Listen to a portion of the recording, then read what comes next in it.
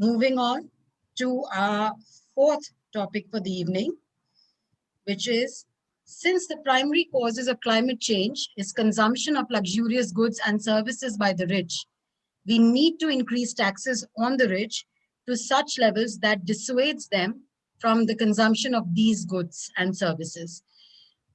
Speaking for the motion, we have Sahitya Srinath from PS Senior Secondary School, Mylapore, Chennai. Hi, can you hear me? Yes. Okay, I can start now. Good You'll evening. have to be a little louder. Okay.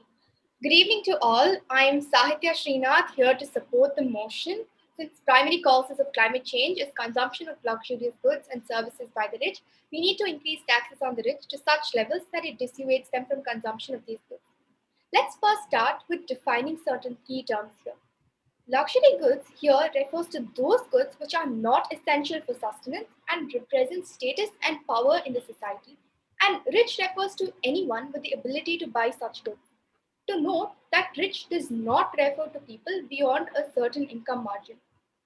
In my model, taxes are to be increased only on those luxury goods that cause harm to the environment and contribute to climate change. The use of luxury goods, the term, henceforth refers only to the luxury goods that contribute significantly to climate change. Moving on, increasing taxes on luxury goods will theoretically increase its demand, but practically this is not the case.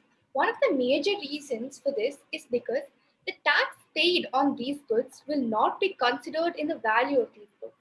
So, if the taxes are to be raised to such high levels, people will be paying a lot more for something of a lot lesser value. This can go one in two ways. Either the consumer is willing to pay high tax, or the consumer just doesn't want to buy the commodity at all. This is our goal. As an aggregate, the demand for this commodity will reduce because the ultimate goal of increasing taxes is that, and the rates will be fixed accordingly.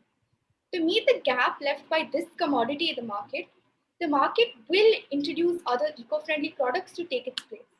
Else, the company that manufactures this product will be forced to innovate and adapt newer ways of production that is, in fact, eco friendly. On the whole, the economy would get eco friendly. Moving on, from a public policy point of view, the negative effect of a commodity is not enough to raise tax on it. For example, sin tax on tobacco. This didn't help much because people were not willing to change. It is imperative that people recognize that the problem exists and they are willing to change. But climate change is something more and more people are getting concerned about. This is the perfect and the correct time to raise taxes on these items as the market itself is willing to change. Now, how do we know that the market is willing? A lot of people, mainly consumers, have preferred eco-friendly products in the market, and companies themselves have taken many efforts to go eco-friendly, either as a regular course of business or as part of their CSR. Will increasing taxes on luxury goods solve the problem of climate change?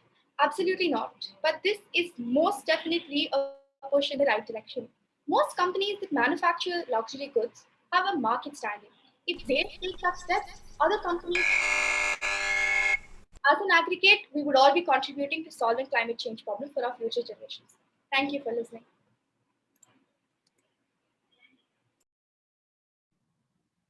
Thank you. Stuti Sahani from GEMS Modern Academy, Dubai, will be arguing against the topic. Hi, ma'am. Hi, judges. Am I audible and visible? Yes. All right, perfect. Just give me 1 second. I'll just get my timer out. All right. There exists an odd tension in society between the near reverence for taxing the rich and working to solve our grave ecological problems, and the expectation that this will play out feasibly and be an economically and socially sound solution. Ladies and gentlemen, I couldn't be prouder to represent Team Opposition in today's debate. Now, before I move on to my substantives, let's talk a little bit about my stance, right? I am completely aware of the fact that the rich contribute a lot more to CO2 and greenhouse gas emission, approximately 73% of right? And this is the primary cause of global warming, mostly because of the rich's unaccounting love for high carbon emitting transport like luxury cars. And I do firmly believe that they must cut down on this contribution and pay for their past ecological expenses. But at the same time, I am completely aware that increasing taxes on the rich may be counterproductive, right? Now, let's delve into my main substantives to understand that a little better, right? Number one is that increasing taxes on the rich rarely ever works, right? And this is because the rich, including major corporations, always tend to find ways to write off these taxes. This may be through charitable donations, through increasing equity exposure, through managing gains, through making estate and gift exceptions. Regardless, they always find a way to transfer this tax, at least to some extent. But let's take team proposition in its absolute best case and say that we are able to successfully tax these rich people, right? Even if we were able to do this, they will not consume less luxury goods. And right, this is because of a basic economic concept called the cognitive illusion of positional goods, right? It's extremely easy to make the assumption that if we were to increase the taxes on the rich, that they would now have less real income to be able to spend on luxurious goods, right? These goods can include waterfront property, precious paintings, etc., right? But here's what people don't realize. Because taxes reduce the real income of the entire group of rich people simultaneously, the end result of bidding for these luxury goods actually don't change, right? The same waterfront property and the same precious paintings actually land up in the same rich hands, but just at slightly lower prices, right? Instead, ladies and gentlemen, I propose that we find better ways to make luxury goods themselves more ethically and sustainably procured and processed, perhaps through a direct carbon tax, which economists even claim to be the holy grail of abatement of climate change. We could also look at changing certain tax laws so that the federal income generated by the government through this tax is used to develop more sustainable technology so that we can realistically solve the problem of climate change and not in the tiny utopian world that Team Proposition seems to live in. Thank you.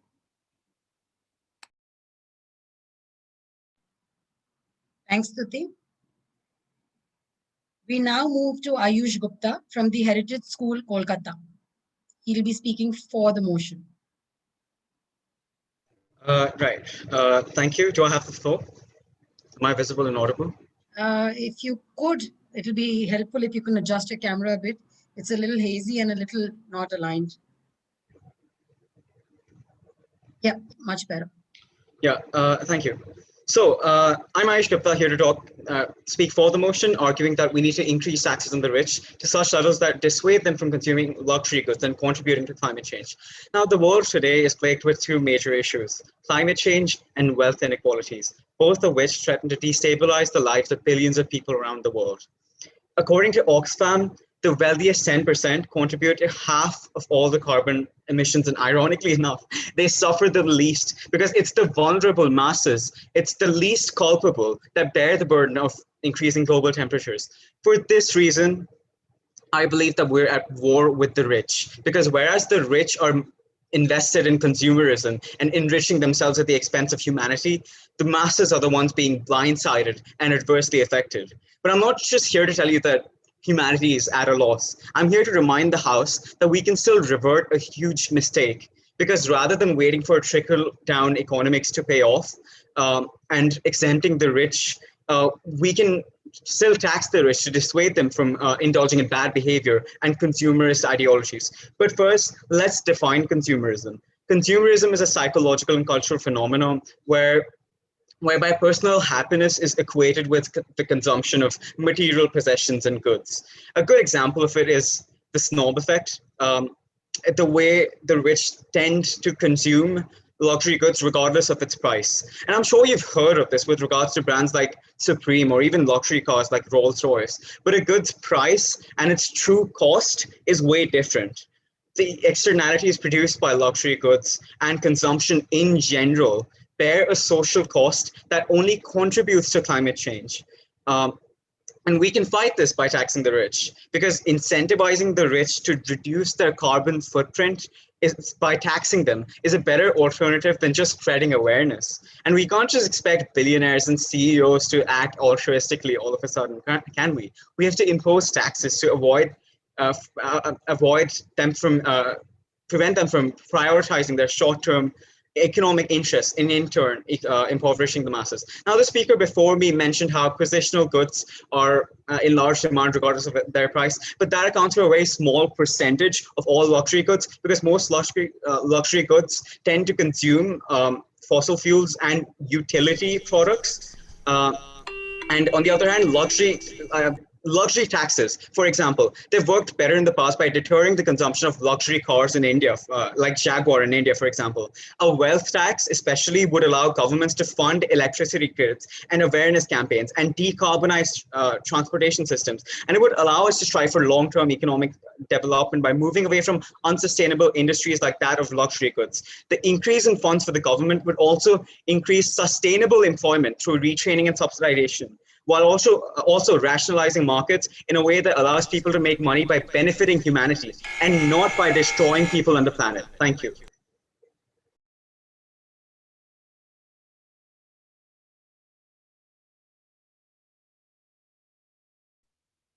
Thank you. We now move on to the next speaker, who's Deepshika Banerjee from the Heritage School, Kolkata, speaking against the motion. Hello, ma'am. Am I audible? Yes. Thank you. So, good evening, everyone. To begin with, climate change is a long-term change that has been taking place over the years and which has recently come to light, and possible solutions have been put forward to tackle this deadly issue. One of which is the need to increase taxes on the rich because they are considered to be the primary consumers of the luxurious goods and services that have an impact on climate change. I do not agree with this statement, and hence I will be arguing against it. First of all, when we hear the word rich, the first thing that comes to our mind is money or wealth. And the statement states that the rich should be taxed to such levels that dissuades them from the consumption of these goods. Well, the rich have the money, hence they would be able to afford it. Even if taxes are increased on the wealthy and rich, it would not stop them from purchasing these goods and services, and neither would they change or alter their lifestyle. The rich have the money to live a luxurious life, and since they have it, they also have the option to move their wealth to other countries where taxes are low or simply relocate themselves. In the end, they are rich enough to live a luxurious life, and taxing them higher would not help the matter of climate change. Secondly, I would like to point out that climate change is a global issue and hence should be addressed by each and every citizen of our planet as well as our governments. Aren't the other classes also using the same goods provided by our planet as the rich are? For example, all of us have refrigerators in our houses. Most of us have air conditioners and cars, and all of these have become necessary home appliances in our lives. Apart from these, we also litter, and all of these contribute to climate change some way or the other. So it would not be fair to tax the rich and blame them entirely as the primary contributors of climate change. We should all take equal responsibility for this problem and work towards tackling it. Discriminating the rich would again raise the question of inequality, which brings me to my last thought. If the taxes are raised on the rich, they could start detesting the other classes and would start to question the discrimination. The other classes have always been considered to be the serving class and the rich to be the class who should be served, which already leads to inequality amongst classes. But increasing taxes on the rich would not solve this problem and would rather lead to a class war situation. And also, if the rich are taxed more, they may resort to unethical means such as investing their wealth in tax haven countries or not disclosing the actual amount of their income. So to conclude, I would say that to tackle climate change, we must collectively work towards it and have an appropriate government policy that can combat this problem. Putting the burden upon the rich would not help us because they are not the sole contributors of climate change and environmental degradation. Yeah, the rich are consuming luxurious goods and services provided by our planet, but rather than raising taxes on them and blaming them entirely, they could be encouraged to use renewable sources of energy, such as solar energy, and since they have the money, they can afford it as well. Hence, we should be talking about climate change as a global community and not focus on the rich entirely. Thank you. Thank you, Deepshika. We now move to Tarveen Kaur Arora from Hill Spring International School, Mumbai. She'll be speaking, Tarveen will be speaking for the motion. Yes, miss. Am I audible? And am I visible? Yes. Okay, great. Yes. Good evening, distinguished adjudicators. I would like my fellow listeners present here today to close their eyes and envision a world with barren, infertile land, withered and uprooted trees, glaring sun, unseasonal acidic rains, and damaged soils that add negative externalities in our economy, causing market failure. Is that the future we strive for? Well, that evidently is the direction we are supposed to head in if we don't take action now. and action to reduce the primary causes of climate change. And how do I suggest that happen? Well, we increase the taxes on the consumption of those luxurious goods that dissuade the rich from consuming such goods. Just as there is income inequality, there is also inequality in greenhouse gas emissions. Now, this involves both the amount of emissions and the types of consumption activities that generate these emissions. As reported by Oxfam, the world's richest 1% emit about 50 metric tons of carbon dioxide per capita, which is 30 times more than the poorest 50%. Now, this disparity is true even within countries like the United States, for example, where the richest 10% emit over 5 times more per capita than the bottom 50%. Now, listeners, these numbers are not just figures, but they are alarms for our greedy mindsets that strive for more extravagance.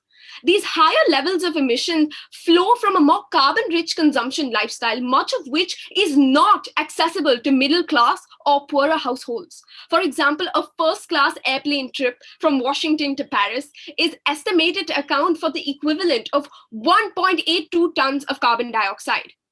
There are other high carbon luxury products limited to the rich, such as high-end sports cars, super yachts, multiple large residences, and private jet travel.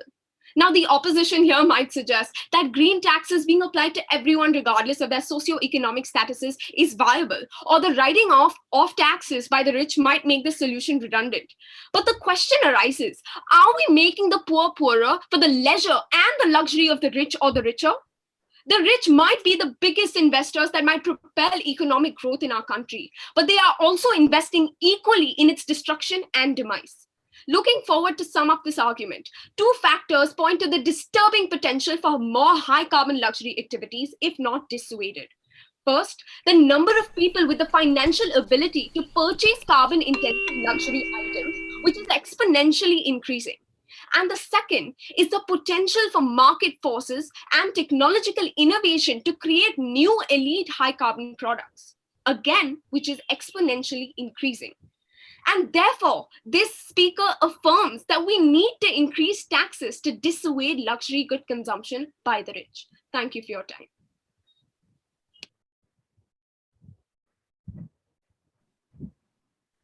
Thanks, Tarveen. Now we move on to the last speaker who will be against the topic is Anshika Arshia Chadda from Bal Bharati Public School, Pitampura, New Delhi. Please note, Anshika has requested for a presentation mode.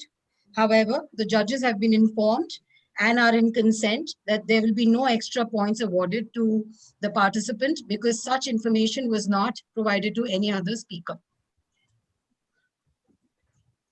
Right, thank you. Am I clearly audible and visible? Yes. Thank you. I haven't been allowed the screen share access yet. Give it a moment, Anshika. Yeah. Do you have it now? Yeah, I have it. All right. Right, so is my screen visible? Is my screen? Yes, yes, yes. Yeah. So, okay. So I'll be starting with my speech. Sure. May I begin? Yes, please. Okay. Good evening. I would like to formulate my argument through an economic perspective. I had the privilege to access the outcomes of some countries who have applied such taxation measures in the past, and what I found was drastic. Summing up in one line, by making fossil fuels or related items more expensive, it imposes a harsher burden on those with lower incomes, and this is why there has been a massive backlash for these taxes. I hope my screen is visible. Here's why. Let us look at the demand curve for tea. The prices of tea leaves increase and the demand for tea goes down. And now we might buy coffee, which is a substitute for tea. If we apply the same concept, it is safe to say that if the prices of, say, coal increase, then the demand for coal-based products would go down, and therefore people would opt for green energy, which is a substitute for coal. This is the theory, but here's the twist. Let's keep the concept in mind and look at this map. This map shows the countries who can afford to depend on green energy. 80% countries on this map fall in the category of little to none dependence on green energy. So there are meager substitutes for coal. Now coming back to the tax on coal. What happens when there's a high tax? The price of coal goes up. I'm not saying that the price of the commodity goes up. The value that a consumer has to buy the coal for goes up. And if green energy was readily available, then people would switch to green energy in a split second. But that's not the case as we see in the map. So not even a single country in this world can afford 100% dependence on green energy. So what happens to the demand curve? Let's look at that. So this is how demand curve looks like for these products that we are arguing would save the world. Because coal has no substitutes, the consumers are willing to pay any price for their consumption. And one thing we know for sure is that price hike doesn't affect the rich a lot, but the people who are affected by the price hike are that of the middle and the lower classes. Therefore, this argument shows how taxes will not target the rich, but they will be a painful bane for the poor. It will create more problems than solutions. I rest my case. I'm Anshika Chadha from Balbhati, Pitampura.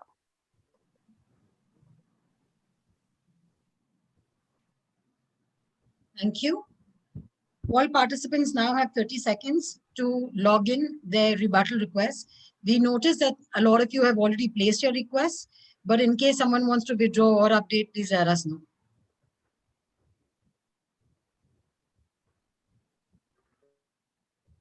Once again, all participants must understand that their cameras should be on during the rebuttal process, whether you're asking a question or you're answering. Please ensure that we don't have to remind you for this. Thank you.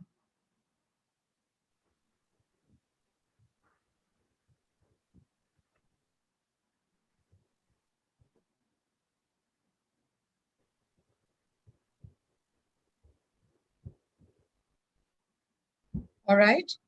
With that, we begin our first rebuttal. It's from Sahitya. Sahitya, please go ahead. Okay, my question is to the third speaker of opposition.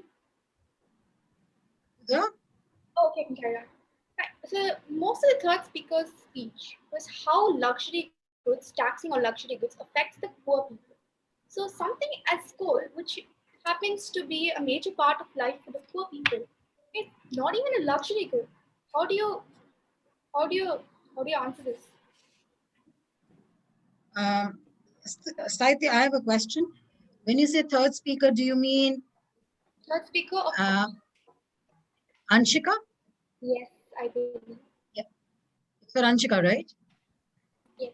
Third speaker from the opposition. All right. May I begin? Yes, please. So I believe this concept was explained by the second speaker of support. So what she said was, and what was clearly explained was, even the refrigerators or the TVs that we have in a house is considered luxury by the government, because it usually doesn't come under the category of necessity, because you don't need a TV to stay alive, or you don't need refrigerators to stay alive. But at the same time, if you look at the economic scenario right now, can you name a person that you know in your that is in the middle class or the lower middle class who does not own a TV or a computer? They do. Everyone it has become a, for saying sake, a necessity good, a phone, a laptop. Due to this COVID, everyone has to own that, even though that is considered a luxury good, but it acts as if it's a necessity good, because for the current scenario it has become a necessity good. Would a follow-up be entertained? No, I'm sorry. All right. The next rebuttal is by Anshika. Right. So I was about to ask Sahitya the question, the delegate who asked me. So The I'm question allowed is to to do that. Sahitya, right? Yes, May I please. go ahead? Okay. So your whole Participants, argument. just 1 second, Anshika. Sorry, I apologize for interrupting. Please do note that each rebuttal has only a total of 90 seconds allowed. Water that beaches. All right, go ahead, please. Right. So your whole argument was based on how if taxes are allowed on luxury goods, then people would shift to eco-friendly goods. So that is assuming that there. I'm sorry. Who's someone's That mic is on? serving. All right, please, no problem. Right. So You just repeat. I'll repeat. So the whole argument was based on this assumption that if taxes are proposed on the luxury goods, then people would readily shift to the eco-friendly goods. But that is if we have eco-friendly goods. So in a country like India, where electric cars are there, but they're meager. So cars are considered a luxury. You don't need cars. But most of us own cars. So if electric cars are not present, then if you impose a very high tax on cars, so who is it going to affect? The rich people who are already rich, who may not, who may pay 1 or 2 more lakhs for a car, but the people who are in the middle class, how are they supposed to cope with this? Okay, so to answer the question, my definition of luxury goods, this first part is it is not essential for existence. And the second part, which most people deem to overlook, that is, it shows status and it shows status and power in the society. Nowadays, everyone has a car. So, in that case, according to my definition, a car, unless it is high end, it is not even a luxury good. All right. Saitya, you're done, right? All right. We now move on to the next contestant, and that is Tarveen. Thank you. Tarveen, you're very soft. Okay, can you hear me better now? Little louder would do, but if it's the best, then that's no problem. Okay, no, I'll just speak louder. Yeah, better, much better. Please tell me. Okay, so my question is for, I think her name is Deepshika. Deepshika, that's right. Yeah. Okay, so Deepshika, you mentioned, so I saw a clear contrast in your argument when you mentioned the term burden on the rich, and you also said that they will be able to pay the taxes regardless of whether we increase the taxes. So firstly, considering the COVID-19 situation and how it has affected everyone, regardless of the poor and the rich, can you please clearly reinstate your argument and mention whether you agree that it's a burden or you agree that they'll be able to pay it? So that's my question to you.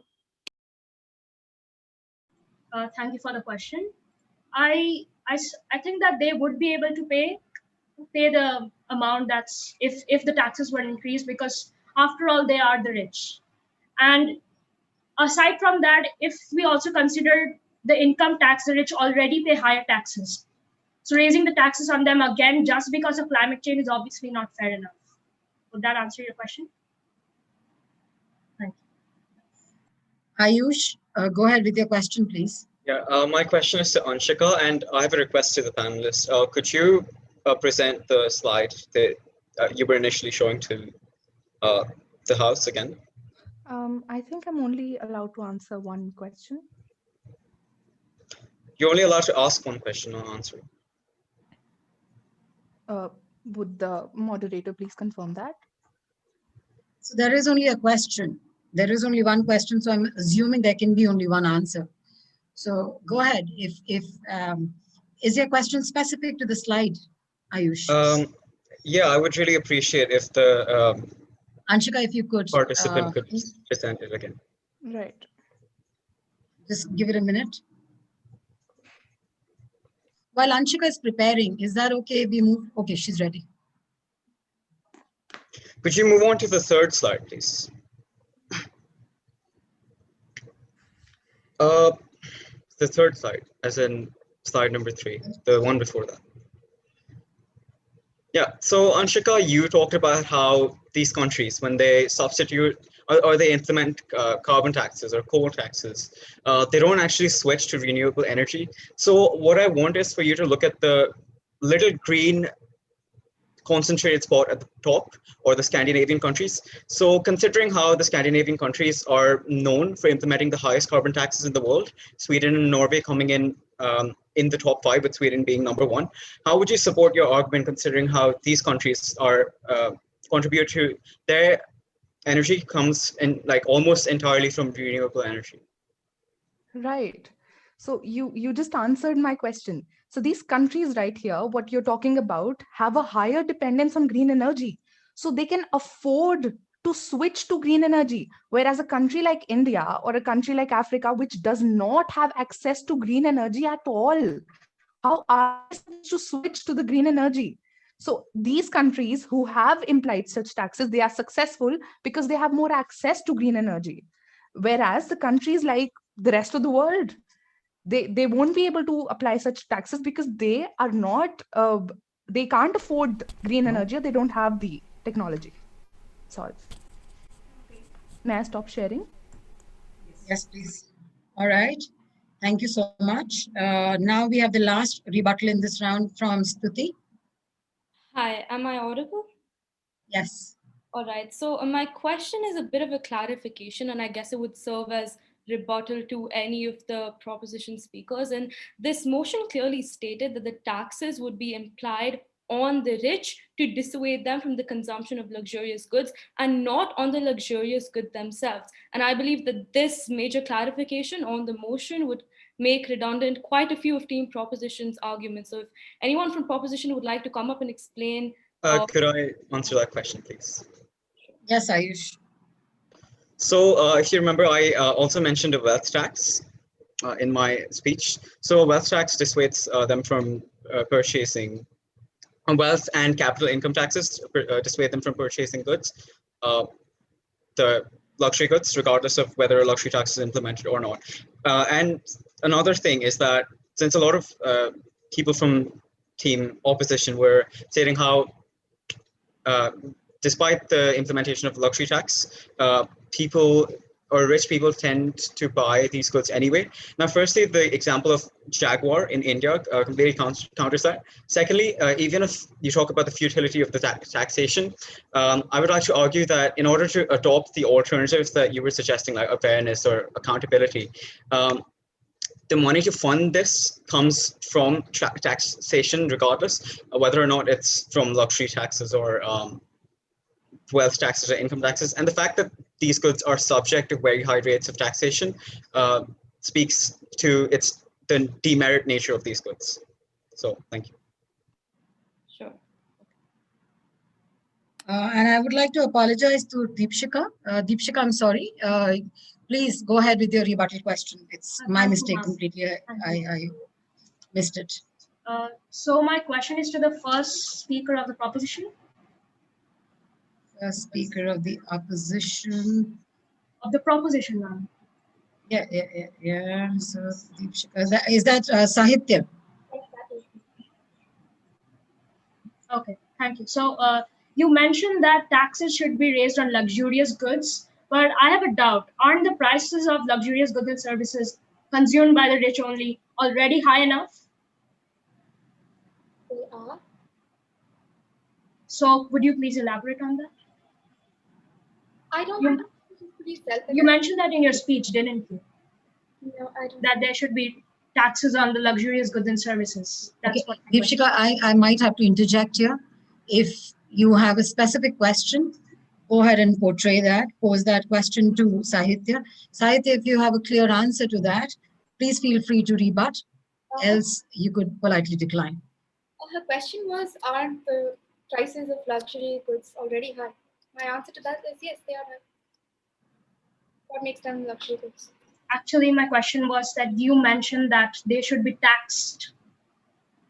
So my question was, aren't they already high? Like if the tax would be. I don't understand your question. So could you please elaborate? All right. So I'm sorry, I'm just going to interject here. Deepshika, just so that you know that while your question may have been probably on the topic, it is more like a comment, and we are not entertaining comments at this point of time. in the interest of what came across as a question to the contestant has answered. Now it's up to the judges how they assess it. Is that okay? Sure. All right. Thank you. All right. Thank you, guys. Thank you so much. Now, with this, we conclude the fourth topic of the day.